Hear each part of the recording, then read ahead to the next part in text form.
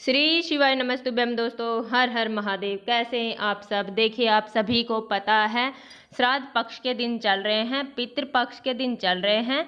तो इस महीने में हम अपने पितरों के नियमित पितरों के लिए कुछ उपाय करके अपने पितरों का आशीर्वाद पा सकते हैं। हम अपने पितरों को खुश कर सकते हैं। देखिए, अगर हमारे घर में पितृ खुश रहेंगे तो हमारे हर काम बनने लगेंगे, किसी भी काम में हमारे अड़चन नहीं आएगी। देखिए, यह मौका बार बार नहीं आता है, यह पूरे साल में एक बार आता है। देखिए, ऐसा माना जाता है कि 16 श्राद्ध के 16 दिनों में हमारे पितृ यहीं पर निवास करते हैं। इसलिए हमें अपने पितरों के लिए कुछ उपाय करके उन्हें प्रसन्न जरूर करना चाहिए, जिससे हमें उनका आशीर्वाद मिल सके। पूज्य गुरु जी की ही कथा सुनकर समझकर समझाने का पूरा प्रयास करूंगी, इसलिए वीडियो को अंत तक जरूर देखना। और अगर आप भगवान शिव के सच्चे भक्त हैं तो चैनल को सब्सक्राइब जरूर करना।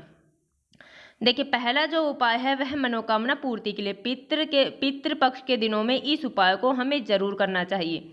देखिए, हमें करना क्या है, हमें लेना है एक सफ़ेद फूल।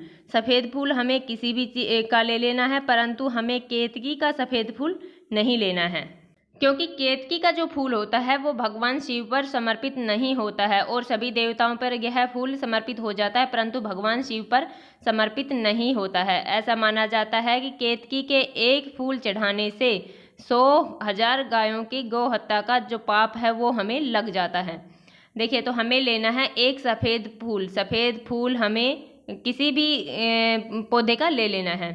उसके बाद में हमें उस एक सफ़ेद फूल को लेकर जाना है भगवान शिव के मंदिर में। देखिए, भगवान शिव के मंदिर में हम अपनी पूजा की जो भी हम सामग्री है वो सब लेकर चले जाएंगे, परंतु इस उपाय के लिए एक सफ़ेद फूल ही चाहिए।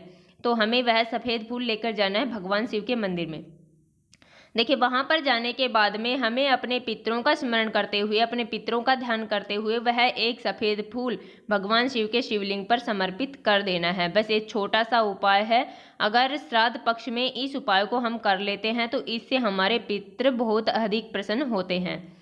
देखिए, चलते हैं हम दूसरे उपाय की ओर। दूसरा जो उपाय है वह भी मनोकामना पूर्ति के लिए। देखिए, अगर आपके घर में कोई भी व्यक्ति ऐसा है जो नौकरी की बहुत ज़्यादा तैयारी कर रहा है, परंतु उसका काम बन ही नहीं रहा है, नौकरी आते आते जैसे हाथ लगते लगते निकल जाती है, तो इस उपाय को आपको जरूर करना चाहिए। देखिए, इस उपाय के लिए हमें लेने हैं 3 सफ़ेद फूल। देखिए, उस उपाय में हमें एक लेना था, इसमें हमें 3 सफ़ेद फूल लेने हैं और 3 चावल के दाने लेने हैं।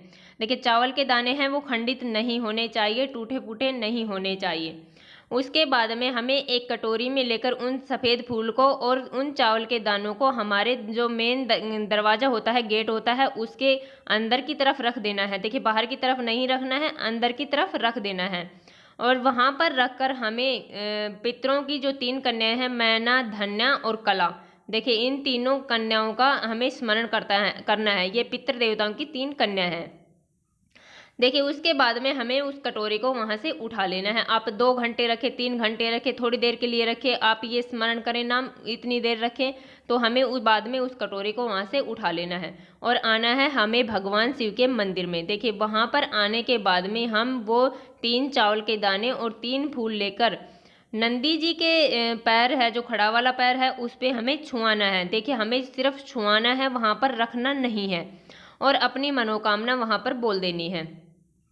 देखिए, उसके बाद में वो 3 फूल और वो चावल के दाने हमें माता अशोक सुंदरी वाले स्थान पर लगा देना है। देखिए, समर्पित कर देना, आपको स्क्रीन पर भी दिख रहा होगा।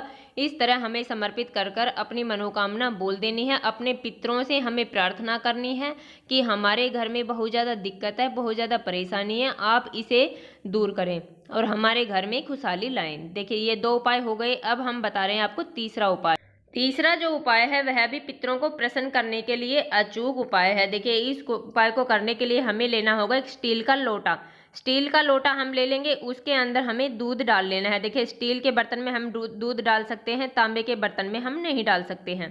तो उसमें थोड़ा सा दूध डाल के हमें शुद्ध जल इसमें मिला लेना है। उसके बाद में हमें सबसे पहले जाना है पीपल के वृक्ष के नीचे। देखिए, पीपल के वृक्ष के नीचे जाकर हमें ओम पितृदेवताय नमः का 11 बार स्मरण करके थोड़ा सा वो जल और दूध हमें वहाँ पर समर्पित कर देना है। देखिए, उसके बाद में हमें जाना है बरगद के पेड़ के नीचे। वहाँ पर जाने के बाद में हमें ओम पितृदेवताय नमः का स्मरण करते हुए थोड़ा सा दूध और वो जल हमें वहाँ पर भी समर्पित कर देना है। देखिए यह उपाय हम पितरों के लिए कर रहे हैं, तो हमें पितृ देवताय नमः का स्मरण करना है। उसके बाद में हमें जाना है बेलपत्री के पेड़ के नीचे। देखिए बेलपत्री के पेड़ के नीचे हम जाएंगे तो पूरा जल हम वहां पर समर्पित कर देंगे ओम पितृ देवताय नमः का स्मरण करते हुए। देखिए अगर कोई कहे कि हमारे यहाँ पर बरगद का पेड़ नहीं है, बेलपत्र का पेड़ नहीं है, पीपल का नहीं, तो हमें इन तीनों वृक्षों में से कोई सा भी वृक्ष मिल जाए तो पूरा जल हमें पितृ देवताओं का स्मरण करते हुए उसमें समर्पित कर देना है। देखिए ऐसा माना जाता है कि हम अगर पीपल के वृक्ष में जल समर्पित करते हैं तो 51,000 ब्राह्मणों को भोज कराने के समान माना गया है। बरगद के पेड़ में तो साक्षात ब्रह्मा जी निवास करते हैं। देखिए और जो बेलपत्री का वृक्ष होता है वो माता पार्वती के असुरों से बना है, तो इसलिए इनकी अगर हम पूजा कर लेते हैं तो हमारे पितृ अवश्य ही प्रसन्न होते हैं। तो आपको ये उपाय जरूर करना चाहिए। देखिए कोई सा भी वृक्ष मिल जाए, घबराने की कोई बात नहीं है। अगर तीनों वृक्ष नहीं है तो हमें एक वृक्ष में ही पूरा जल समर्पित कर देना है।